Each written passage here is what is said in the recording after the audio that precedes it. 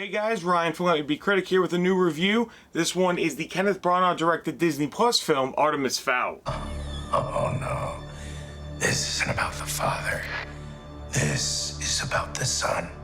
Artemis Fowl. Hello? Your family has taken something of great value from us.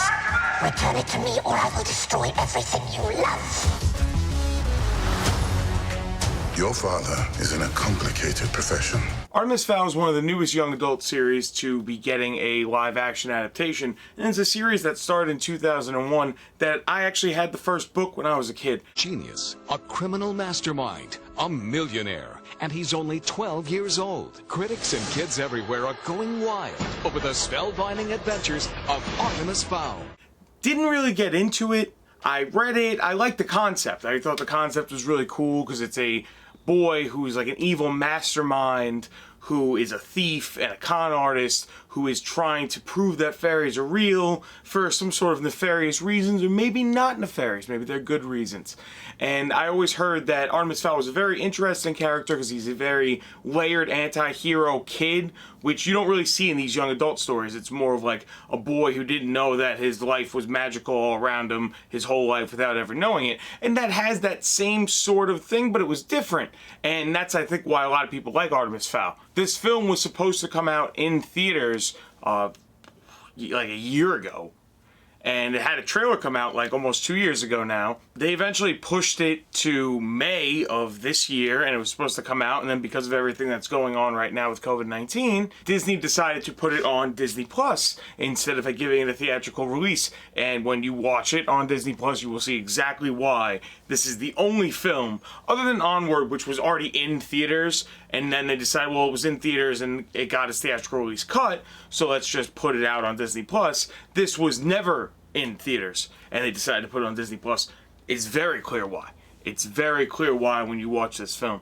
I am a fan of the director, Kenneth Branagh. He is a fantastic director who's been directing films for over 30 years, and most recently his track record has been pretty solid. He did the first Thor movie, which is a very good world-building film, not the best Thor film by any means, but is a fun film. He then directed the live-action Cinderella, which a lot of people consider the best Disney live-action film. And he directed the Murder on the Orient Express remake, which has a sequel coming out this very year. Hopefully, maybe it will come out next year, now we don't know.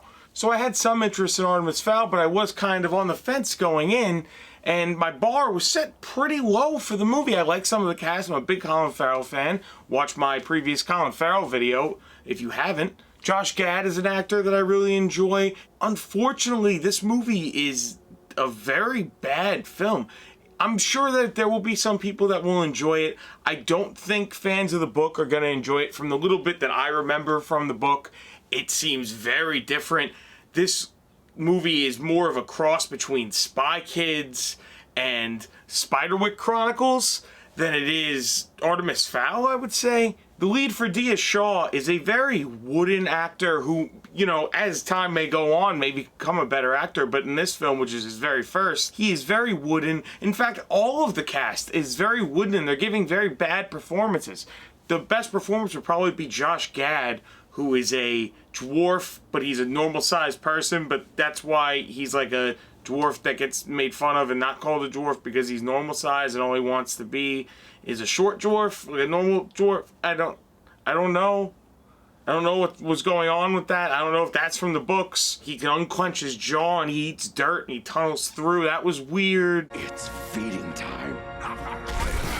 He kind of looks like Hagrid, and he has this like deep voice that I guess is trying to be intimidating, but he's also the comedic relief, and like he's very strange, and that's the best performance out of the whole movie. Judi Dench, whose track record is amazing right now, coming off of Cats, you know, she's killing the game, Judi Dench, with these weird fucking movies. Plays the head of Leprechaun, which is a fairy task force, and when they say fairies in this, that just means like all magical creatures, not just fairies. The film is also edited very poorly. It has very jumpy action scenes where characters will kind of just jump from places, and it doesn't really have a rhyme or reason, and it seems like it's trying to be stylized, but like it's like stylized crap.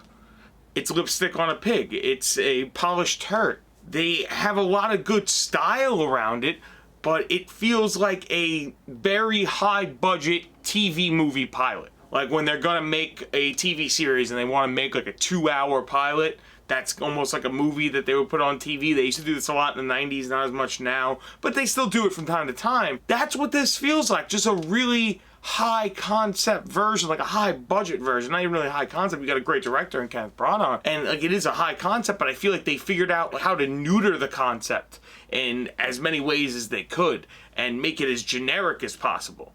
And take everything that people love about the character and the things that I found interesting about the character when I did read it as a kid. All the stuff they kind of removed. What's left is kind of a shell of Artemis Fowl. I love Colin Farrell. He's barely in the movie. He's like, he probably shot the movie for like a day. Just everything about it feels generic. It's just insert generic stuff here. They replace cool, interesting things with MacGuffins. You know, it's all about the MacGuffins. You gotta find the mystical key to the world of magic. Even the climax is very weak. It doesn't really feel like a climax. It doesn't feel like this big fate of the world. This film is trying to be a large-scale fate of the world film, but in a small-scale setting, and it doesn't work. Not a lot of this movie makes sense. It's narrated by Josh Gad for the first half, and they kind of forget about that. The narration is really generic. It dumbs down the audience. Like, it makes you feel like they don't expect you to pick up basic things, so they need Josh Gad to really explain